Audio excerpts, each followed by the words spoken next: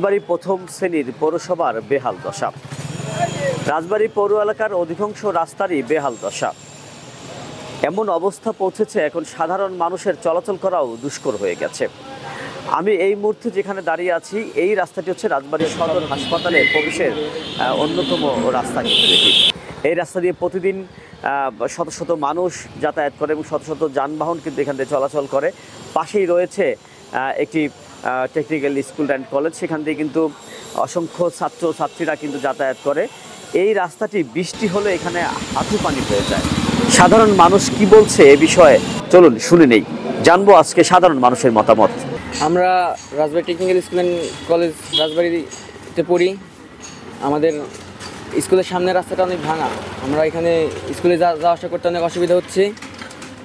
আমাদের হসপিটালে সামনে, আমাদের স্কুলের সাথে হসপিটালে যখন রোগী যায় তখন হসপিটালে যাওয়া আসা করতে অনেক অসুবিধা হয়। আমাদের স্কুলে আসতে অনেক অসুবিধা হয়। পৌরসভার ভিতরে রাস্তাঘাট অনেক ভাঙাচোরা, সব সাইডেই রাস্তা ভাঙা, যত রাস্তা আছে সবই ভাঙা। বিশেষ করে হাসপাতালের রাস্তা অনেক প্রচুর ভাঙা। একটা ডেলিভারি রুগী যখন আমাদের অটোয় করে আমরা নিয়ে যাই, কত এমনও আছে যে যাওয়ার সময় ডেলিভারি হয়ে যায় আমাদের অটোর ভিতরে। আবার আমাদের সপ্তাহে কম করে 3 দিন হলে গাড়ি সারা লাগে। আমরা 500 টাকা ইনকাম করি, তাও আমাদের পৌরসভার ভিতরে রাস্তাঘাট অনেক ভাঙাচুরা। আর তারপরে পুলিশের দাবুর, পুলিশের হয়রানি, আমাদের গাড়ি ধরে নিয়ে যায়, 1000 করে টাকা নেয়।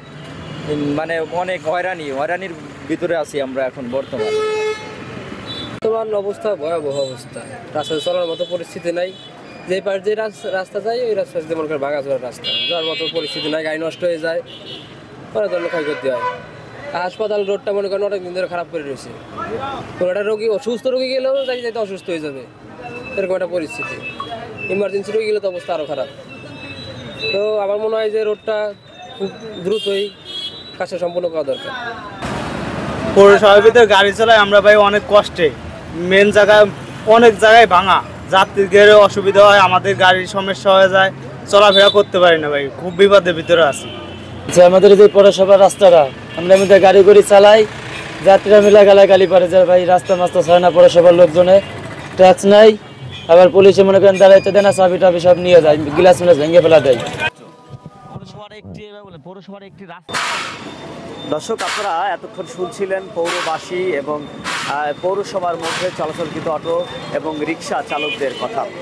তারা জানাচ্ছিলেন রাজবাড়ীর পৌরসভার রাস্তাগুলোর কী দশা রয়েছে বা কেমন অবস্থায় রয়েছে, তারা তাদের দুর্ভোগের কথাগুলো জানাচ্ছিলেন। রাজবাড়ী পৌরসভার মধ্যে 108 কিলোমিটার রাস্তা রয়েছে। এর মধ্যে অধিকাংশ রাস্তাই প্রায় 60 কিলোমিটার রাস্তা কিন্তু বেহাল দশা। এবং বিশেষ করে রাজবাড়ী হাসপাতাল, সদর হাসপাতাল, একমাত্র যে সদর হাসপাতালটি রয়েছে সেই হাসপাতালে যাতায়াতের রাস্তাটি সবচেয়ে বেশি খারাপ অবস্থা রয়েছে। দর্শক, আমি এই মুহূর্তে এখন যেখানে দাঁড়িয়ে আছি এটি হচ্ছে রাজবাড়ী এক শহরের প্রাণকেন্দ্র প্রেস ক্লাবের সামনে। এখানে যে রাস্তাটি একেবারে মেন শহরের রাস্তাটি, এটি আরও দুরবস্থা। জায়গায় জায়গায় বিভিন্ন জায়গায় কিন্তু খানাখন্দ রয়েছে এবং বিভিন্ন সময় অ্যাক্সিডেন্ট হচ্ছে, বিভিন্ন ধরনের দুর্ঘটনা ঘটছে। চালক যাত্রী উভয় রয়েছে চরম দুর্ভোগে। পৌর কর্তৃপক্ষ পৌরবাসীর এই দুর্ভোগ লাঘবে রাস্তা দ্রুত মেরামত এবং এটি সংস্কার করে পৌরবাসীর দুর্ভোগ লাঘব করবে, এমনটাই প্রত্যাশা পৌরবাসীর। খন্দকার রবিউল ইসলাম, গ্লোবাল টেলিভিশন, রাজবাড়ী।